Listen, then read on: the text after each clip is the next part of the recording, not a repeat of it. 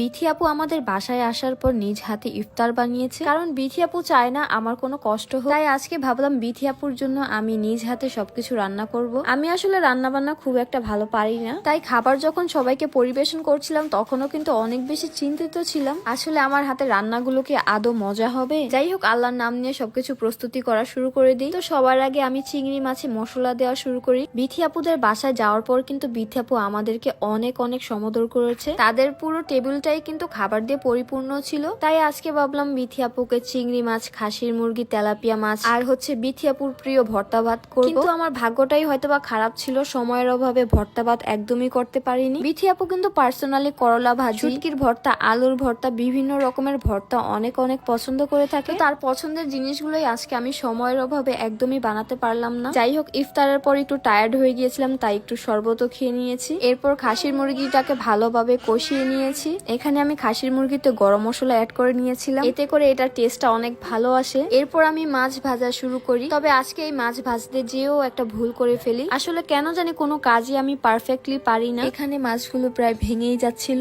যাই হোক, এরপর কোন রকম সেটাকে ম্যানেজ করা হয়। আর এখানে চিংড়ি মাছগুলোকেও খুব সুন্দর করে ভেজে নেওয়া হচ্ছিল। বাই দ্য ওয়ে, আপনাদেরকে আরেকটা কথা বলতে ভুলেই গিয়েছিলাম, এই রমজান মাসে কিন্তু আমি আমার ভাইয়ের মেয়েকে খুব সুন্দর একটা গিফট দিই। যেহেতু মাহা কোরআন শরীফ পড়া শিখেছে, তাই আজকে আমি মাহাকে কোরআন শরীফের একটা প্যাকেজ গিফট করলাম। আমার ভাইয়ের মেয়ে তো এই গিফটটা পেয়ে অনেক অনেক খুশি হয়ে যায়, আর এটাতে এত সুন্দর সুন্দর জিনিস ছিল, মাশাআল্লাহ। তবে সবচেয়ে বেশি খুশি হয়েছে মাহা কোরআন শরীফটা পেয়ে। এখানে আমি আবার কোরআন মাজিদ একটু তিলাওয়াত করেছি। যাই হোক, এছাড়াও ওই কম্বো প্যাকেজে ছিল আতর এবং চোখে দেওয়ার জন্য সুরমা ও সুরমা দানি। এখানে আমি আবার চোখে একটু অ্যাপ্লাই করেও দেখছিলাম। আমি মূলত এই প্যাকেজটা নিয়েছিলাম মাহারাব পেজে, আমি ক্যাপশনে তাদের পেজ নেমটা মেনশন করে দিব। আর এই প্যাকেজে কিন্তু আপনারা পেয়ে যাবেন ডিজিটাল তসবি, এর পাশাপাশি কিন্তু নরমাল তসবিও এখানে থাকে। এছাড়াও রমজান মাসে দাঁত ব্রাশ করার জন্য কিন্তু মেসওয়াকও দিয়ে দিয়েছে। তবে সবচেয়ে বেশি আমার কাছে ভালো লেগেছিল এই জায়নামাজটা, এটা দেখতে এত সুন্দর ছিল। এছাড়াও কিন্তু এই প্যাকেজে চিহ্ন দেওয়ার জন্য কিন্তু এটাও ছিল। তো যাই হোক, এরপর আমি ফারাজ বাবাকে কোলে নিয়ে রান্না বান্না কিছুটা শেষ করলাম।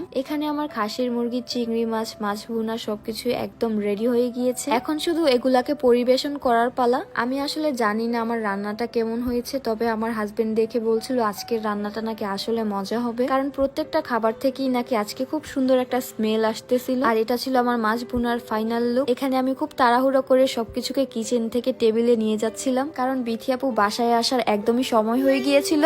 আজকে বিথি আপু ঢাকায় গিয়েছিল, তার কিছু কাজ ছিল। তো আমি চাচ্ছিলাম টেবিলে সব খাবারগুলোকে সুন্দর করে সার্ভ করি, কিন্তু কেন জানি আজকে আমি প্রতিটা কাজেই ভুল করছিলাম। এখানেও একটা ভুল করে ফেলি। এখানে আমি যখন খাবারগুলো সার্ভ করি সব খাবারই ঠান্ডা হয়ে গিয়েছিল। পরবর্তীতে আমার হাজবেন্ড আবার এগুলোকে ওভেনে গরম করে দেয়। যাই হোক, আমার কাছে মনে হয়েছে খাবারগুলো খুব একটা মজা হয়নি। তারপরও তারা সবাই বলেছে আজকের খাবার নাকি মজা হয়েছে, কারণ তারা আমাকে অনেক অনেক ভালোবাসে আর তারা চায় না আমার মনে কষ্ট লাগুক। আমি আজকে আসলেই ব্যর্থ হলাম তাদেরকে মজার খাবার সার্ভ করতে। একমাত্র আমার খুশির জন্যই কিন্তু আজকে বিথি আপু এই খাবারগুলো কষ্ট করে খায়। যাই হোক, একদিন ইনশাল্লাহ ভালো করে রান্না বান্না শিখবো, আর তখন বিথি আপু, স্মৃতি আপু, তৃষা আপু সবাইকে অনেক মজা করে খাওয়াবো। আজ এ পর্যন্তই। সবাই ভালো থাকবেন, সুস্থ থাকবেন, আর আমাদের জন্য বেশি বেশি দোয়া করবেন। আল্লাহ হাফেজ।